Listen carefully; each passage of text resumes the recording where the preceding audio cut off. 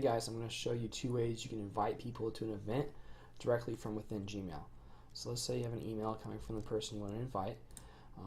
One option is to scroll over their name and wait for this to pop up, and then you just click schedule an event. At this point, it's going to give you a blank event with no title. You can name it. Now you put the day, you can select a time, and you can add a time zone.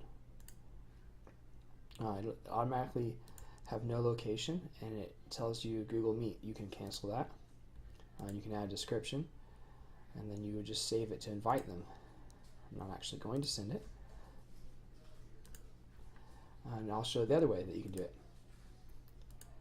So the other way you can do it is up at the top, you see 3 dots, click that, create event. Now when you do it this way, you'll notice that the name of the event is actually the subject line of the email, and the details of the event are the details of your email. This is useful if the subject line makes sense for the event. Again, you can change the time, the date, the time zone.